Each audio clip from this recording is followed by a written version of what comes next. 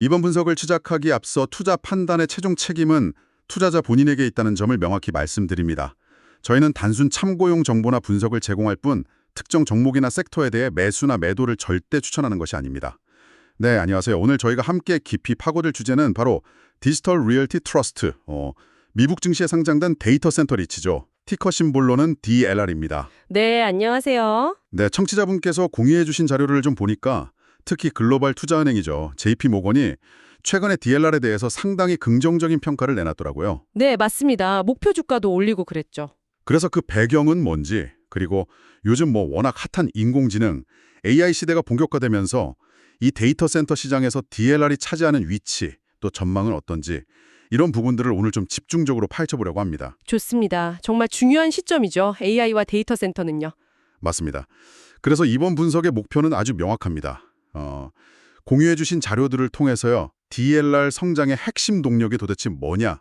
그리고 요즘같이 금리도 높고 한데 재무 상태는 얼마나 건전한가? 네, 중요하죠. 재무 건전성. 그리고 시장 안에서 경쟁 환경은 또 어떻고 DLR만의 강점, 또 약점은 뭔지, 그리고 혹시 우리가 좀 주의 깊게 봐야 할 잠재적인 위험 요인은 없는지 이런 것들을 좀 다각도로 살펴보려고 해요. 네, 균형 잡힌 시각이 필요합니다. 네, 그래서 이걸 통해서 DLR의 현재 가치, 그리고 미래 성장 가능성에 대해서 좀 객관적인 통찰력을 얻는 데 초점을 맞추겠습니다.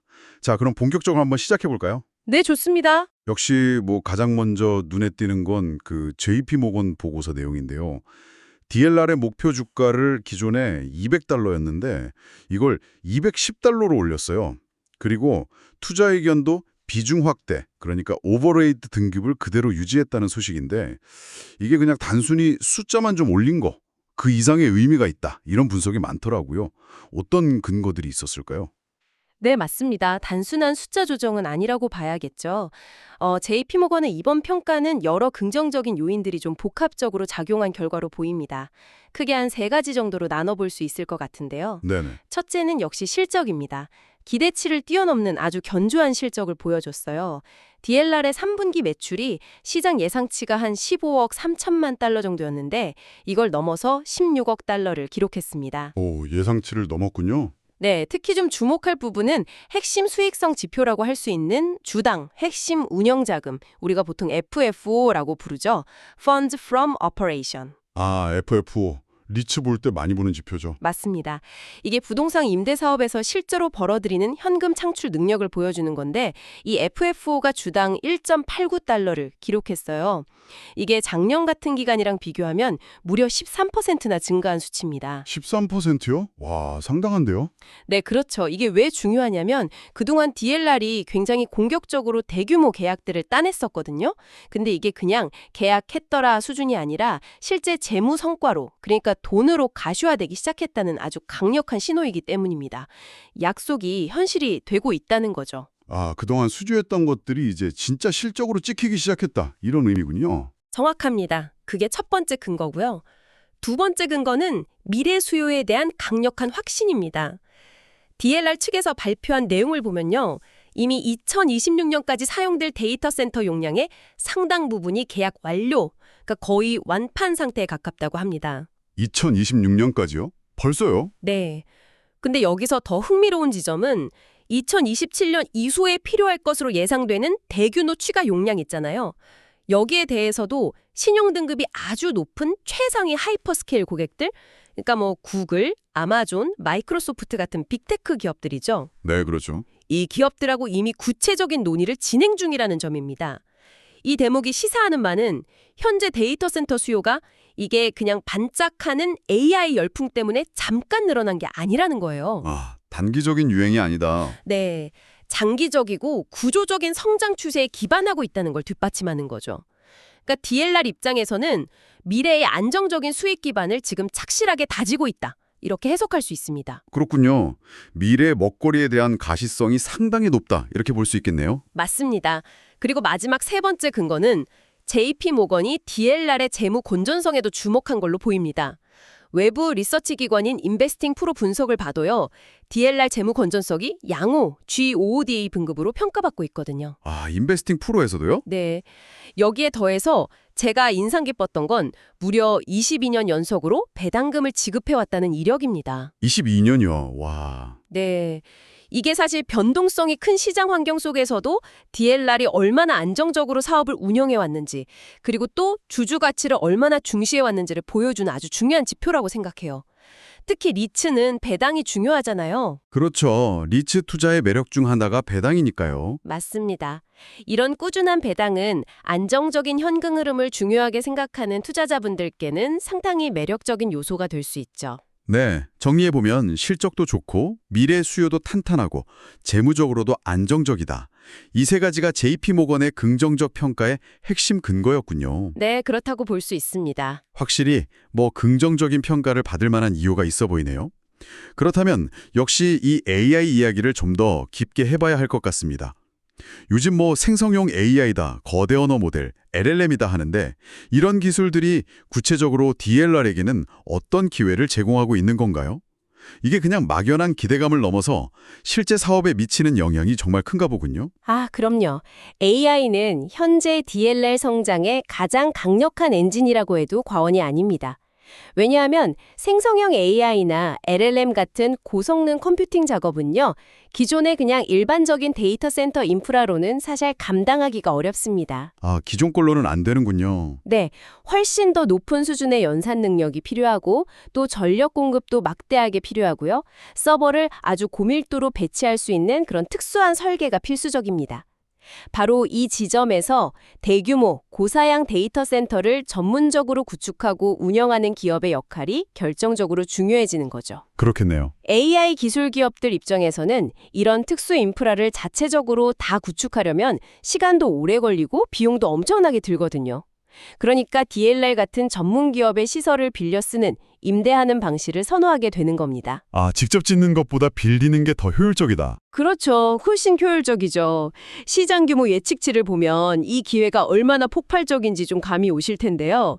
AI에 특화된 데이터 센터 시장만 놓고 보면요, 향후 5년간 연평균 성장률이 무려 28.3%에 달할 것으로 예상됩니다. 연평균 28%요? 엄청난데요? 네. 그래서 2030년에는 그 시장 규모가 약 605억 달러, 우리 돈으로 환산하면 대략 85조 원 정도가 될 것으로 전망됩니다. 85조 원이요? 이야, 상상이 잘 안 가는 규모네요? 네, 이게 단순히 기업들이 서버 몇 대 더 사는 수준의 IT 투자가 아니고요.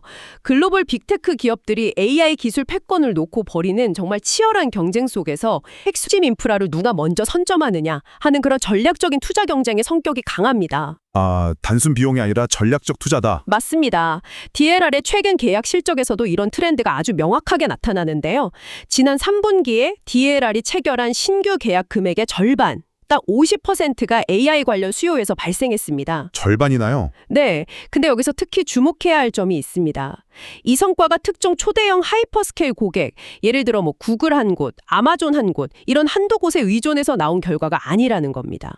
특정 고객 쏠림 현상이 아니다. 네, 다양한 고객들로부터 AI 관련 수요가 꾸준히 유입되고 있다는 뜻인데요. 이건 AI 인프라 수요가 일부 빅테크 기업들만의 얘기가 아니라 시장 전반으로 확산되고 있다는 아주 중요한 증거라고 볼 수 있습니다. 특정 기업의 투자 계획 변동에 크게 좌우되지 않는 보다 안정적이고 광범위한 시장 트렌드로 자리 잡고 있다는 거죠. 그렇군요. 수요 기반이 넓고 탄탄하다는 의미네요. 네, 맞습니다. 그리고 이런 폭발적인 수요에 대응할 수 있는 공급 능력, 이건 역시 DLR의 핵심 경쟁력인데요. 현재 DLR은 약 2.9 기가와트 규모의 데이터 센터 용량을 운영 중입니다. 2.9기가와트? 네, 여기에 더해서 730 메가와트 규모를 추가로 지금 건설하고 있어요. 730메가와트면 어느 정도 규모죠? 쉽게 말하면 대형 데이터 센터 몇 개를 더 짓고 있다고 보시면 됩니다. 특히 미국 내에서 건설 중인 물량만 보면 468메가와트 정도인데 이 물량의 78%는 건물이 완공되기도 전에 이미 임대 계약이 체결된 상태입니다. 78%요? 거의 다 팔렸네요, 짓기도 전에. 그렇죠. 선주운이 밀려들고 있다는 아주 명백한 증거죠. 뿐만 아니라 향후 몇 년간 개발할 수 있는 잠재적인 부지나 프로젝트 파이프라인도 5기가와트 이상 확보하고 있다고 합니다. 5기가와트, 와, 앞으로도 계속 공급을 늘릴 여력이 충분하다는 거네요? 네. 그러니까 지속적으로 증가할 AI 수요에 선제적으로 대응할 수 있는 역량을 갖추고 있다. 이렇게 평가할 수 있겠습니다. 네, AI라는 거대한 파도에 정말 제대로 올라타기 위한 준비가 철저하게 되어 있다. 이런 말씀이시군요. 특히 선주문 비율이 저렇게 높다는 건 그만큼 시장에서 DLR의 공급 능력에 대한 신뢰가 높다는 방증이기도 하겠고요. 맞습니다. 그런데 이런 거시적인 AI 트렌드 외에도 DLR이라는 기업 자체의 체력, 뭐랄까 펀더멘털 측면도 중요할 텐데요. DLR만이 가진 내부적인 강점이나 운영 전략은 어떤 것들이 있을까요? 단순히 시류만 잘 탄 게 아니라 뭔가 내실이 있어야 할 텐데요. 아, 네. 아주 중요한 질문입니다. DLR은 단순히 운 좋게 시료를 탄 기업이 아니라 상당히 탄탄한 내부 역량을 갖추고 있습니다. 몇 가지 중요한 강점들을 좀 짚어보겠습니다. 네, 어떤 것들이 있을까요? 우선 미래 수익의 안정성을 담보하는 강력한 수주 잔고 백로그입니다. 3분기 발 기준으로요. DLR이 이미 계약은 체결했는데 아직 매출로는 인식되지 않은, 그러니까 확정된 미래 수익이죠. 이게 무려 8억 5,200만 달러에 달합니다. 8억 5천만 달러, 우리 돈으로 거의 1조 원이 넘는 금액이네요. 네, 그렇죠. 이게 투자자 입장에서는 향후 몇 년간의 실적 가시성이 매우 높다는 의미입니다. 실적이 어떻게 나올지 예측하기가 훨씬 수월하다는 거죠. 더욱 고무적인 것은 이 잔고의 85%가 2026년까지 매출로 실현될 예정이란 점입니다. 85%나요? 와, 거의 대부분이네요. 네, 그러니까 향후 2, 3년간의 매출은 어느 정도 보장되어 있다. 이렇게 볼 수 있는 거죠. 다음으로 주목할 부분은 임대료 상승 추세입니다. 임대료요? 네, 기존 임대 계약이 만료되고 이걸 갱신할 때 DLR이 받는 임대료가 상당히 가파르게 오르고 있습니다. 특히 1메가와트 이상의 대규모 계약 갱신건의 경우에요. 현금 기준으로 임대료 변경률이 무려 19.9%에 달했습니다. 19.95%, 거의 20% 가까이 임대료를 올려받았다는 거네요. 네, 맞습니다. 이게 단순히 DLR의 실적이 좋아진다는 걸 넘어서요. 현재 데이터 센터 시장이 얼마나 공급자 우위 시장인지, 공급 부족 상황 속에서 DLR 같은 공급자가 얼마나 강력한 가격 결정력, 즉 파워를 가지고 있는지를 명확히 보여주는 지표입니다. 수요는 넘치는데 공급이 부족하니까 임대료를 올릴 수 있는 힘이 세다. 그렇죠. AI 시대의 데이터 센터 소유주가 임차인보다 우위에서는 어떤 힘의 이동을 시사하는 중요한 대목일 수 있습니다. 흥미롭네요. 또 다른 강점은 없나요? 아까 잠깐 언급했지만 리츠로서의 안정적인 배당 매력도 빼놓을 수 없습니다. 벌어들인 이익의 상당 부분을 배당으로 지급해야 하는 리츠의 특성상 DLR은 22년간 꾸준히 배당을 지급해왔고요. 현재 기준으로도 약 2.8% 수준의 배당 수익률을 제공합니다. 2.8%면 아주 고배당은 아니지만 그래도 꾸준히 나온다는 게 중요하겠네요. 네.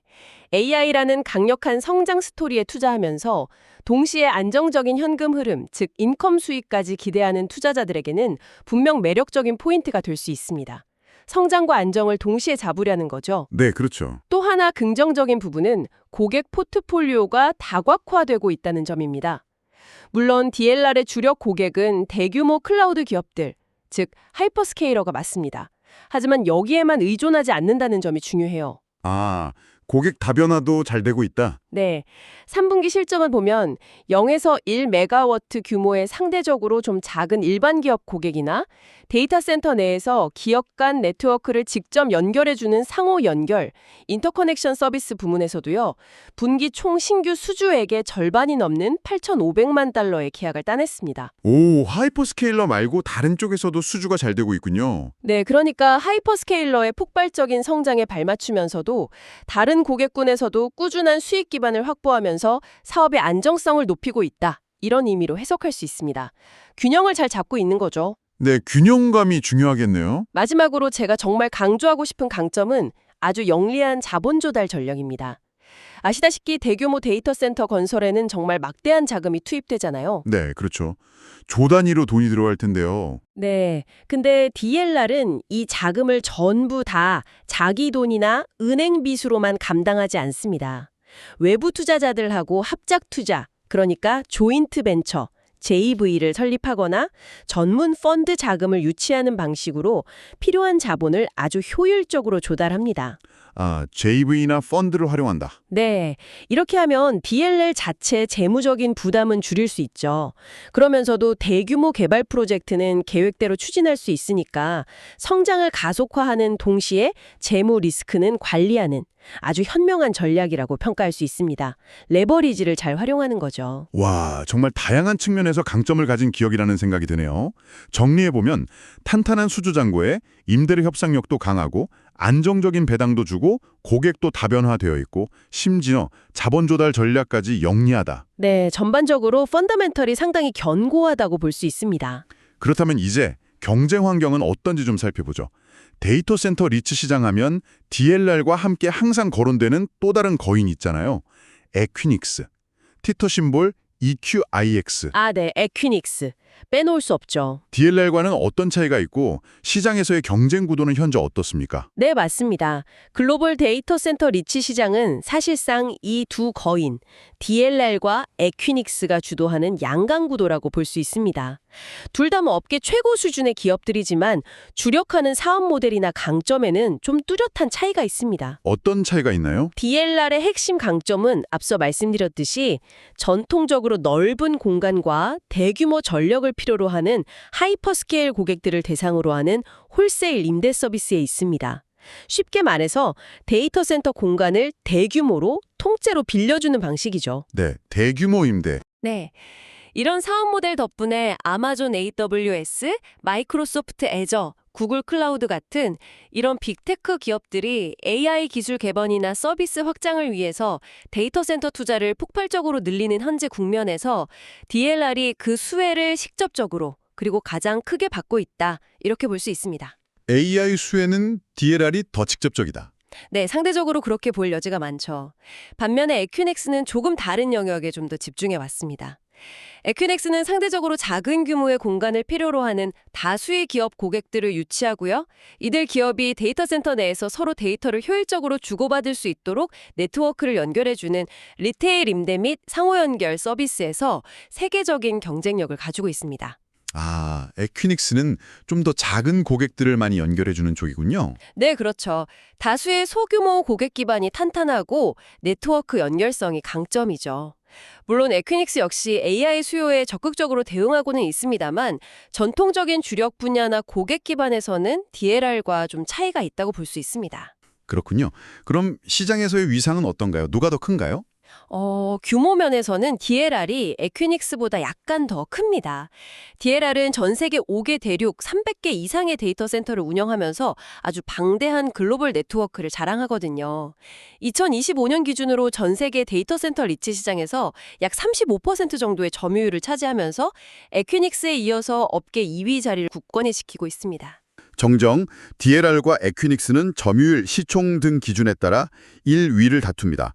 원문에서는 DLR 2위로 되어 있어 그대로 전달하지만 실제로는 비슷하거나 에퀴닉스가 약간 더 큰 경우도 있습니다. 그럼 DLR이 2위군요. 정정 확인. 1, 2위를 다투는군요. 네, 사실상 엎치락 뒤치락 한다고 보시면 됩니다. 중요한 건 이 두 기업이 시장의 기술 표준이나 가격 결정에 아주 큰 영향력을 행사하는 일종의 과점적 시장 구조를 형성하고 있다는 점입니다. 네. DLR과 에퀴닉스가 각자의 강점을 바탕으로 시장을 양분하고 있는 그런 구조군요. 특히 현재 AI 투자 확대 국면에서는 DLR의 홀세일 중심 모델이 좀 더 유리한 위치에 있는 것처럼 보이기도 하고요. 네, 그런 측면이 있죠. 하지만 세상에 좋은 점만 있을 수는 없겠죠. 장밋빛 전망만 계속 얘기했는데 DLR에 투자할 때 반드시 고려해야 할 잠재적인 위험 요인 혹은 앞으로 DLR에 좀 헤쳐나가야 할 도전 과제들은 어떤 것들이 있을까요? AI 수요가 워낙 강하다 보니까 이런 부분들을 좀 간과하기 쉬울 수도 있을 것 같습니다. 물론입니다. 어떤 투자든 잠재적 위험 요인을 면밀히 검토하는 것은 필수적이죠. DLR의 경우에도 몇 가지 주의 깊게 살펴봐야 할 도전 과제들이 분명히 존재합니다. 네, 어떤 점들을 봐야 할까요? 첫 번째는 역시 고금리 환경의 지속 가능성 문제입니다. 앞서도 잠깐 나왔지만 리치는 본질적으로 자본 집약적인 사업입니다. 있습니다. 데이터 센터를 짓고 인수하고 또 유지 보수하는데 정말 막대한 자금이 계속해서 필요하거든요. 네, 돈이 많이 들죠. 그렇죠. 따라서 금리가 높은 수준을 계속 유지하게 되면 자금 조달 비용, 쉽게 말해 이자 부담이 커질 수밖에 없습니다. 이게 수익성을 갉아먹을 수 있고요. 또 고금리는 채권 같은 안전자산의 매력을 높이기 때문에 상대적으로 리츠 주식의 투자 매력을 떨어뜨려서 주가 밸류에이션에도 부담으로 작용할 수 있습니다. 금리 리스크는 리치에게는 항상 따라다니는 숙제 같네요. 맞습니다. 두 번째, 그리고 어쩌면 이게 가장 큰 변수가 될 수도 있는 문제인데요. 바로 전력 확보 문제입니다. 전력 확보요? AI 때문에 전기를 많이 쓴다고 했죠? 네, 맞습니다. AI 연산에 필요한 고성능 데이터 센터는요, 기존 데이터 센터보다 정말 훨씬 더 많은 전력을 소모합니다. 전기 먹는 하마라는 별명이 괜히 붙은 게 아니에요. 얼마나 많이 쓰는데요? 구체적인 수치는 다양하지만 몇 배에서 많게는 수십 배까지 더 쓴다는 분석도 있습니다. 따라서 DLR이 계속해서 사업을 확장하려면 필요한 이 막대한 양의 전력을 안정적으로 그리고 또 합리적인 비용으로 확보하는 것이 무엇보다 중요합니다. 그게 쉽지 않겠는데요? 네, 여기서 아주 큰 질문이 제기됩니다. 과연 필요한 전력망 인프라를 제때 충분히 확보할 수 있을 것인가 하는 문제죠. 이미 일부 지역에서는 전력 공급 부족이 데이터 센터 신규 건설에 발목을 잡는 요인으로 작용하고 있습니다. 이건 DLR의 성장 속도를 제약할 수 있는 아주 핵심적인 리스크라고 봐야 합니다. 전력 문제. 이거 정말 심각하게 봐야 할 부분이군요. 네. 세 번째는 경쟁 심화 가능성입니다. 앞서 말씀드린 에큐닉스와의 치열한 경쟁은 앞으로도 계속될 거고요. 여기에 더해서 최근에는 블랙스톤 같은 세계적인 사모펀드들이 QTS 리얼티 트러스트 같은 대형 데이터 센터 운영사를 인수하면서 시장에 아주 공격적으로 진입하고 있습니다. 사모펀드들도 이 시장에 들어오고 있군요. 네, 이 사모펀드들은 정말 막대한 자원력을 가지고 있잖아요. 이걸 바탕으로 아주 공격적인 확장 전략을 펼칠 수 있기 때문에 DLR 입장에서는 경쟁 환경이 지금보다 더욱 치열해질 수 있습니다. 가격 경쟁이나 부지 확보 경쟁 같은 것들이 심화될 수 있죠. 새로운 강력한 경쟁자들이 계속 등장할 수 있다. 그렇죠. 마지막으로 비용 상승 리스크도 간과할 수 없습니다. 데이터 센터 건설에 필요한 구리나 철강 같은 원자재 가격, 그리고 또 숙련된 건설 인력의 인건비가 계속해서 상승하는 추세입니다. 네, 요즘 다 오르니까요. 네, 이러한 비용 상승은 신규 개발 프로젝트의 수익성에 직접적인 부담을 줄 수 있습니다. 예상보다 비용이 너무 많이 들면 투자 대비 수익률이 낮아질 수 있고 이건 장기적인 성장성에 당연히 영향을 미칠 수 있겠죠. 또 글로벌 공급망 불안정 문제 같은 것도 건설 자재나 핵심 장비 조달에 차질을 빚게 할 수 있는 잠재적인 위험 요소로 남아 있습니다. 네, 정리해보면 금리 부담, 전력 확보의 어려움, 경쟁 심화 가능성, 그리고 건설 및 운영 비용 상승 리스크, 이런 점들을 주의 깊게 봐야 한다는 말씀이시네요. 확실히 고려해야 할 변수들이 만만치 않습니다. 네, 맞습니다. 장밋빛 전망만 있는 것은 아니죠. 자, 그럼 지금까지 저희가 논의한 모든 긍정적인 요인들, 그러니까 강력한 AI 수요, DLR의 공급 능력과 펀더멘탈 강점들, 그리고 방금 짚어본 이런 잠재적인 리스크들을 종합적으로 고려했을 때 최종적으로 어떤 결론을 좀 내릴 수 있을까요? JP모건의 평가처럼 DLR AI 시대의 핵심 수혜주 중 하나로 자신 있게 평가할 수 있을까요? 네, 결론적으로 말씀드리자면 현재까지의 정보와 분석을 종합해 볼 때 DLR은 AI 혁명이라는 이 거대한 변화의 물결 속에서 가장 확실한 수혜를 입을 것으로 기대되는 핵심 인프라 기업 중 하나라고 평가할 수 있겠습니다. 핵심 수혜주 중 하나다. 여러 근거들이 이를 뒷받침하는데요. 첫째, AI가 촉발한 데이터 센터 수요는 이게 단기적인 유행이 아니라 앞으로 수년간 지속될 구조적인 메가 트렌드라는 점입니다. 이건 거의 확실해 보이고요.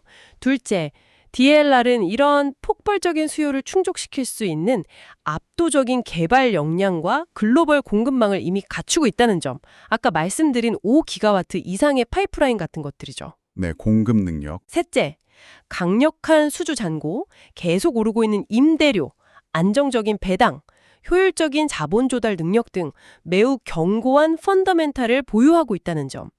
넷째, 글로벌 시장에서 소수만이 누리는 확고한 시장 지배력을 가진 선도 기업이라는 점입니다. 이 두 회사 말고는 사실 대안이 많지 않거든요. 네, 확실히 강점들이 많군요. 물론 앞서 저희가 길게 논의했던 고금리 환경의 불확실성, 또 전력 확보의 어려움, 경쟁 심화, 비용 상승과 같은 이런 리스크 요인들은 분명히 존재합니다. 그리고 이건 계속해서 모니터링해야 할 부분이고요. 하지만 DLR이 전 세계적으로 구축해놓은 이 강력한 사업 플랫폼과 또 JV 등을 활용한 유연하고 영리한 자본 조달 능력은 이러한 도전 과제들을 효과적으로 관리하고 극복하면서 지속적인 성장을 이어나갈 수 있는 중요한 기반이 될 것으로 보입니다. 리스크는 있지만 극복할 역량도 있다. 네, 그렇게 판단합니다. 따라서 DLR은 AI 시대의 구조적 성장에 투자하면서 동시에 리츠로서 제공하는 비교적 안정적인 인컴 수익까지 추구하는 투자자들에게는 충분히 매력적인 투자 대안이 될 수 있다고 생각합니다. JP모건이 제시한 목표 주가 $210 역시 이러한 DLR의 복합적인 가치, 즉 성장 잠재력과 안정성을 균형 있게 반영한 수준으로 해석할 수 있겠습니다. 네, 알겠습니다. 오늘 디지털 리얼티 트러스트 DLR에 대해서 정말 다양한 각도에서 심도 깊게 분석을 해보았습니다. AI라는 거대한 기술 변화가 단순히 소프트웨어나 서비스의 혁신을 넘어서 우리가 발딛고 있는 이 땅 위에 물리적인 인프라 지형까지 어떻게 바꾸고 있는지 좀 실감하게 되는 그런 시간이었던 것 같습니다. 네, 저도 이야기하면서 다시 한번 그 중요성을 느꼈습니다. 오늘 저희가 나눈 이야기들을 바탕으로 해서 청취자분들께서 스스로에게 한번 던져볼 만한 질문이나 아니면 좀 더 깊이 생각해 볼 만한 주제가 있다면 어떤 것이 있을까요? 오늘 분석에서 한 걸음 더 나아가서요. 흥미로운 질문이네요.